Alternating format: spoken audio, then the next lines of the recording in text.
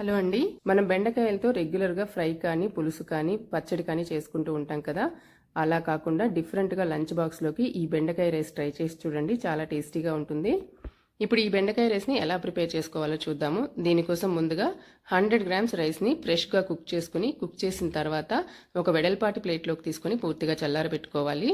100 grams రైస్కి 125 grams నుంచి 150 grams వరకు బెండకాయలను తీసుకొని 10 నిమిషాలు ఉప్పు నీళ్ళల్లో వేసుకొని కడిగిన తర్వాత తడి లేకుండా పొడిబట్టతో తుడుచుకుని పూర్తిగా ఆరిన తర్వాత ఇలా సన్నగా ముక్కలుగా కట్ చేసుకుని పెట్టుకోవాలి. ఇప్పుడు స్టవ్ వెలిగించి ప్యాన్ పెట్టుకుని 2 టేబుల్ స్పూన్ల నూనె వేసుకుని నూనె వేడెక్కిన తర్వాత మనం కట్ చేసుకున్న బెండకాయ ముక్కలు వేసుకుని లో ఫ్లేమ్లో మూత పెట్టకుండా ఫ్రై చేసుకోవాలి. బెండకాయలు ఇలా కలర్ మారే వరకు ఫ్రై అయిన తర్వాత వీటిని వేరే బౌల్లోకి తీసుకోవాలి. ఇప్పుడు పౌడర్ తయారు చేసుకోవడానికి ఒక మిక్సర్ జార్లో 2 స్పూన్ల ఎండు కొబ్బరి ముక్కలు, 4 స్పూన్ల పుట్నాలు, 1/2 స్పూను కారం, 1/2 స్పూను పసుపు, 5-6 వెల్లుల్లి రెబ్బలు వేసుకొని ఇలా కోర్సుగా గ్రైండ్ చేసి పక్కన పెట్టుకోవాలి. ఇప్పుడు బెండకాయ రైస్ ప్రిపేర్ చేసుకోవడానికి మనం ఆల్రెడీ బెండకాయలు వేయించిన ప్యాన్లో కొంచెం ఆయిల్ మిగిలి ఉంటుంది కదా, అది సరిపోతుందండి. సరిపోకపోతే ఇంకొక స్పూను నూనె వేసుకొని ఆ నూనె వేడెక్కిన తర్వాత 2 స్పూన్ల పల్లీలు వేసుకొని వేయించుకోవాలి.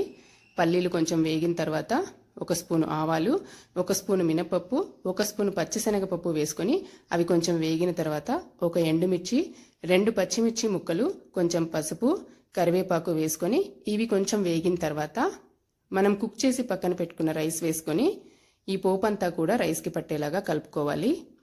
తర్వాత మనం గ్రైండ్ చేసి పెట్టుకున్నటువంటి పౌడర్ కూడా వేసుకొని ఈ పౌడర్ అంతా రైస్కి పట్టేలాగా ఇంకొకసారి కలుపుకోవాలి. ఇప్పుడు మనం ఫ్రై చేసి పక్కన పెట్టుకున్న బెండకాయ ముక్కలు కూడా వేసుకుని వీటన్నిటినీ ఒకసారి కలుపుకొని లో ఫ్లేమ్లో మూత పెట్టకుండా ఇంకొక 2 నిమిషాలు ఫ్రై చేసుకోవాలి. లంచ్ బాక్స్ కోసం ప్రిపేర్ చేస్తున్నాం కాబట్టి రైస్ని అప్పటికప్పుడు కుక్ చేసుకుని పూర్తిగా చల్లారిన తర్వాత వాడుకోవాలి. అదే ఇంట్లో తినడానికైతే మిగిలిపోయిన అన్నంతో అయినా చేసుకోవచ్చు. కిడ్స్ కోసం ప్రిపేర్ చేసేటప్పుడు కారం తగ్గించి వేసుకోవాలి.